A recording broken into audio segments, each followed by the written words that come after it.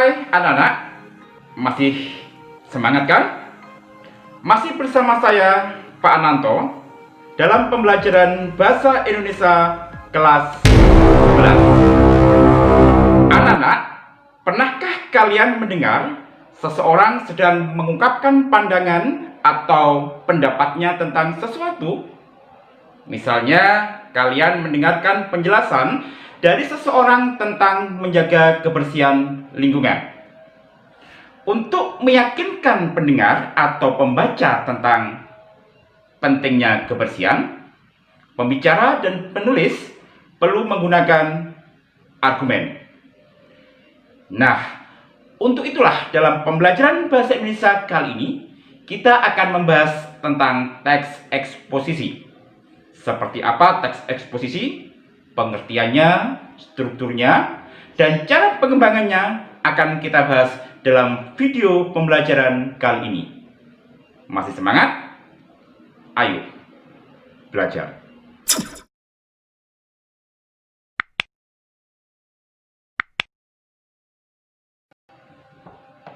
Anak-anak, teks eksposisi biasa digunakan seseorang untuk meyakinkan suatu gagasan. Untuk memperkuat gagasan yang disampaikan, penulis atau pembaca harus menyertakan alasan-alasan logis atau masuk akal. Dengan kata lain, ia harus bertanggung jawab untuk membuktikan, mengevaluasi, atau mengklarifikasi permasalahan tersebut. Anak-anak, kalian bisa menemukan teks eksposisi dalam kegiatan ceramah, pidato, editorial, atau teks opini. Agar kalian lebih memahami teks eksposisi dengan baik, silakan simak pidato yang akan Pak Ananto sampaikan. Assalamualaikum warahmatullahi wabarakatuh. Yang saya hormati Bapak Kepala SMK Negeri 10 Malang, Bapak Dwijo Lelono SPD MMPD. Yang saya hormati Bapak Ibu Guru serta karyawan SMK Negeri 10 Malang, serta anak-anak yang berbahagia.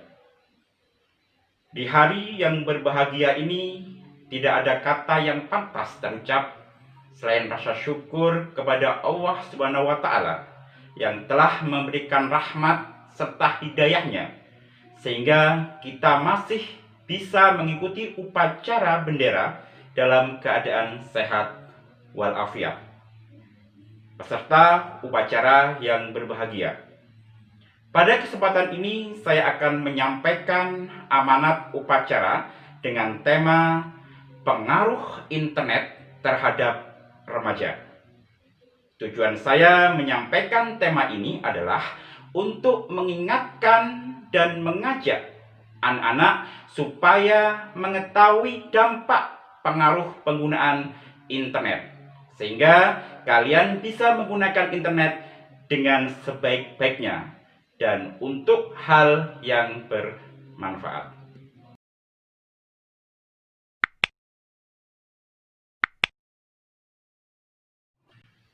Peserta upacara yang berbahagia, internet tentu sudah tidak asing lagi bagi kehidupan remaja. Keberadaan internet pada kehidupan remaja, khususnya pelajar, berfungsi sebagai sumber informasi dan pengetahuan yang sangat membantu dalam kegiatan belajar di sekolah. Selain itu, internet juga bisa menjadi komunikasi remaja. Dengan jejaring sosial, kita bisa menambah banyak teman dan bertukar informasi. Bahkan melalui internet, remaja dapat mengembangkan talenta yang dimilikinya, seperti membuat situs sendiri dan mengembangkannya, membuat cerpen dan mempublikasikannya di blog, dan masih banyak manfaat internet untuk remaja. Tidak hanya pelajar, orang tua dan masyarakat umum juga dapat menikmati manfaat internet, seperti media hiburan, media pertukaran data dengan cepat, sarana komunikasi, memperluas wawasan, dan masih banyak lagi. Sayangnya, internet tidak selalu memberikan dampak baik bagi remaja. Tak jarang, remaja menyalahgunakan internet untuk hal-hal yang tidak bermanfaat, seperti membuka situs-situs porno dan kekerasan. Padahal, hal itu sangat berpengaruh terhadap kejiwaan, kepribadian, dan konsentrasi remaja dalam kegiatan belajar.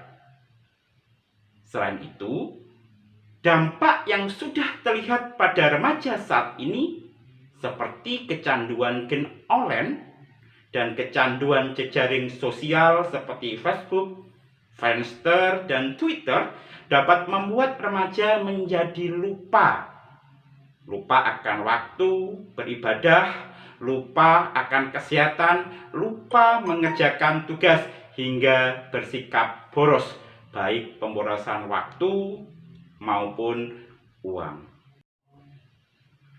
Anak-anak, sebenarnya baik buruknya internet itu berada di tangan penggunanya. Jika kita menggunakan internet dengan tujuan yang baik, tentunya kita akan mendapatkan manfaat baik pula. Tapi jika menggunakan internet dengan maksud yang tidak baik, kita akan mendapat hal yang sia-sia dan tidak bermanfaat, hingga dapat merugikan diri kita sendiri.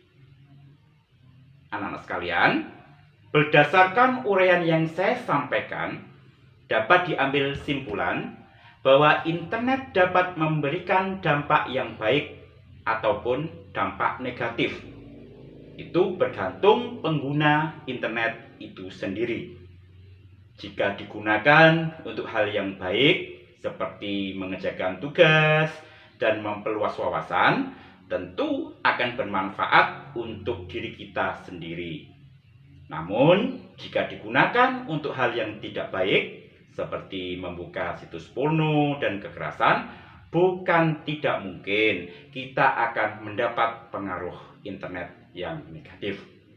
Untuk itu, harapan saya agar kita sebagai remaja sekaligus belajar lebih bijak dalam menggunakan internet, sehingga kita mendapatkan manfaat dari internet demi kemajuan diri kita dan terhindar dari pengaruh buruk internet.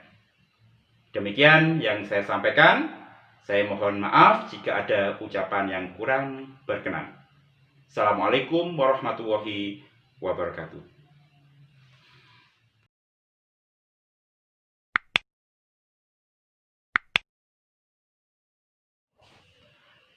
Anak-anak, itu tadi contoh teks eksposisi yang berupa teks pidato. Untuk lebih jelas tentang teks eksposisi, ayo kita bahas satu persatu tentang teks pidato tersebut. Anak-anak, mari kita ulas tentang teks pidato yang baru kalian dengarkan tadi. Apakah teks pidato dengan tema pengaruh internet terhadap remaja merupakan teks eksposisi? Tapi sebelum kita ulas lebih lanjut, ayo sama-sama kita artikan, kita definisikan apa itu teks eksposisi. Teks eksposisi yaitu teks yang menerangkan suatu pokok persoalan yang dapat memperluas wawasan pembaca. Atau juga bisa, teks eksposisi adalah teks yang memiliki fungsi menyampaikan gagasan berupa pemikiran tentang suatu topik. Dari dua definisi tersebut bisa kita tarik sebuah simpulan bahwa teks eksposisi harus memenuhi unsur, yaitu Satu, menerangkan suatu pokok persoalan.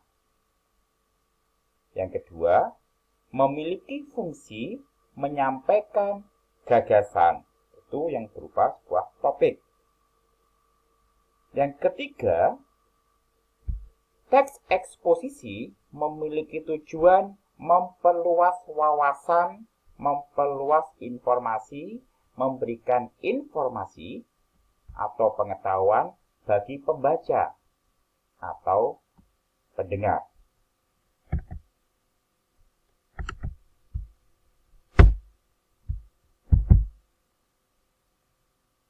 Selanjutnya, mari kita ulas lebih lanjut tentang pidato yang baru kalian dengarkan tadi.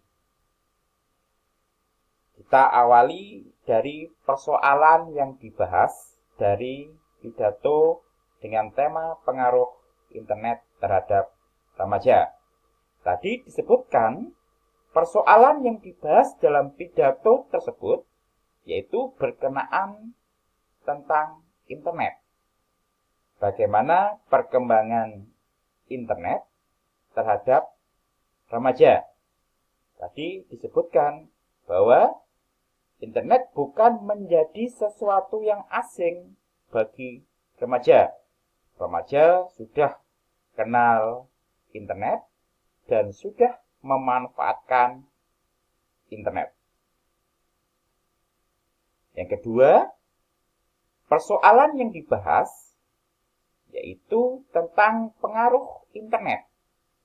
Ternyata disebutkan pengaruh internet itu ada dua. Ada pengaruh positif dan ada pengaruh negatif atau dampak negatif. Kalau positif, bagaimana internet bisa digunakan untuk membantu proses pembelajaran. Bagaimana internet bisa untuk mengembangkan diri bagi remaja. Bisa membuat cerpen di sana, tadi disebutkan, kemudian dimasukkan ke dalam blog dan yang lainnya. Juga ada efek negatif. Disebutkan efek negatifnya dari contohnya tadi bisa melihat hal-hal yang porno, kemudian adegan kekerasan, yang semua bisa memberikan dampak negatif bagi remaja. Itu ada persoalan, ada topik yang dibahas, ada persoalan yang dibahas. Yang kedua adalah tujuan. Tujuan dari teks pidato yang sudah kalian dengarkan tadi, ketika kalian mendengarkan, selesai mendengarkan, kalian mendapatkan informasi, mendapatkan pengetahuan, mendapatkan wawasan. Oh, ternyata internet itu punya pengaruh bagi remaja. Itu disebutkan selain positif, ada negatifnya. Kita punya wawasan, punya pengetahuan, dari tidak tahu menjadi tahu. Ada informasi yang didapatkan setelah kita membaca atau mendengarkan.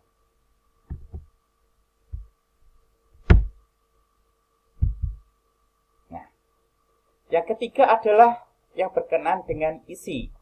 Kalau kita melihat isi dari teks pidato tadi, ada pernyataan pendapat, ada argumen, ada penegasan ulang, dan ada rekomendasi.